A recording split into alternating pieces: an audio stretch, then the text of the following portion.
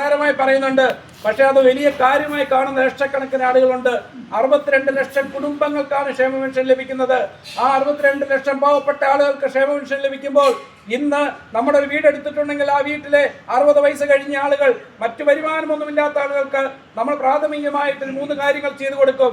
അവർക്ക് അത്യാവശ്യം വസ്ത്രം വാങ്ങിക്കൊടുക്കും, അവർക്ക് അത്യാവശ്യം ആഹാരം കൊടുക്കും, അവർക്ക് അത്യാവശ്യം മരുന്ന് വാങ്ങിക്കൊടുക്കും.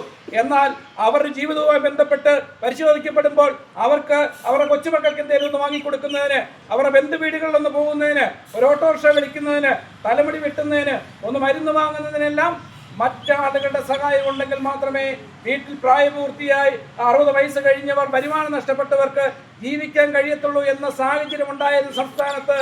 ഇന്ന് നമ്മുടെ വീടുകളിലൊക്കെ 60 വയസ്സ് കഴിഞ്ഞ് ക്ഷേമ പെൻഷൻ ലഭിക്കുന്നവർ ഇന്ന് ആ വീട്ടിലെ ഏറ്റവും വലിയ സ്വീകാര്യമുള്ളവരായി മാറി.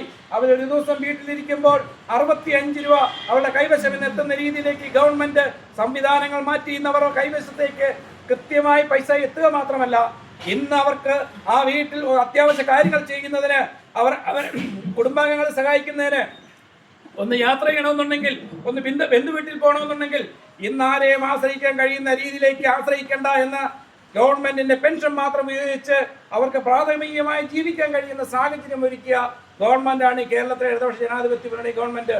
മറ്റൊന്ന് ഇന്ത്യയിലെ മറ്റൊരു സംസ്ഥാനത്തും ചെയ്യാത്തൊരു കാര്യം ഈ ഗവൺമെന്റ് ചെയ്തു. ഏറ്റവും കൂടുതൽ അധ്വാനിക്കുന്നതെന്ന് ആരാണ്? ആ അധ്വാനത്തിന് ഫലം ലഭിക്കാത്തൊരു ജോലിയുണ്ട്. നമ്മുടെ വീടുകളിൽ ഇരിക്കുന്ന വീട്ടമ്മമാർ, അവർ ചെയ്യുന്ന ജോലിയുടെ അത്രയും ഇന്ന് ആരും ജോലി ചെയ്യുന്നില്ല. അവർക്കാണ് ശമ്പളം നിശ്ചയിക്കുന്നതെങ്കിൽ എത്ര കൊടുത്താലും മതി വരത്തില്ല. വീട്ടിലെ എല്ലാ കാര്യങ്ങളും നോക്കി, ഭർത്താവിൻ്റെ കാര്യം നോക്കി, മാതാവിൻ്റെ കാര്യം നോക്കി, കുട്ടികളുടെ കാര്യം നോക്കി, വീട് അടിച്ചു വാരി, തുണിയലക്കി, വസ്ത്രം തേച്ച്, അതോടൊപ്പം തന്നെ വീട്ടിൽ ആഹാരം പാചകം ചെയ്ത് ഒരു ദിവസം അവർ ചെയ്യുന്ന ജോലിക്ക് ഒരു ദിവസം നടക്കുന്ന സമയക്രമം പോലുമില്ല. അത്രയും ത്യാഗപൂർണമായ ജോലി ചെയ്യുന്ന വീട്ടമ്മമാർക്ക് അവർക്ക് 1 രൂപ പോലും പ്രതിഫലം കിട്ടാതെ സ്ഥലത്താണ് ഈ കേരളത്തിലെ ഗവൺമെന്റ് 32 ലക്ഷം കുടുംബങ്ങളിലെ വീട്ടമ്മമാർക്ക് 35 വയസ്സ് മുതൽ 60 വയസ്സ് വരെ ആയ ആളുകൾക്ക് 1000 രൂപ വീതം പ്രതിമാസം അവരുടെ അക്കൗണ്ടിലേക്ക്, അവരുടെ കൈകളിലേക്ക് എത്തിക്കുന്നതിന് വേണ്ടി തീരുമാനിച്ച ഗവൺമെന്റാണ്. നിങ്ങളിൽ പലർക്കും അത് ലഭിക്കുന്നുണ്ടായിരിക്കും. അതോടൊപ്പം തന്നെയാണ് 18 വയസ്സ് മുതൽ 35 വയസ്സ് വരെയുള്ള ആളുകൾ, കുട്ടികൾ പഠിച്ചു നിന്ന് അവർ ഒരു ജോലിയിലേക്ക് പ്രവേശിക്കുന്നതിന് മുമ്പ് അവർക്കൊരു സാമ്പത്തിക സഹായം ലഭിക്കുന്നതിന് വേണ്ടിയിട്ട് അവരുടെ അക്കൗണ്ടിലേക്ക് 1000 രൂപ നിക്ഷേപിക്കുന്ന രീതിയിലേക്ക് ഈ ഗവൺമെന്റിന്റെ പ്രവർത്തനം നമുക്ക് മാറ്റാൻ കഴിഞ്ഞിട്ടുണ്ട്. അതോടൊപ്പം തന്നെയാണ് നമ്മൾ യാത്ര ചെയ്യുമ്പോൾ റോഡുകളുടെ അവസ്ഥ. ഒരു കാലഘട്ടത്തിൽ നടുവൊടിഞ്ഞു മാത്രമേ 10 വർഷക്കാലം മുന്നിൽ നമുക്ക് നടക്കാൻ കഴിയത്തുള്ളൂ.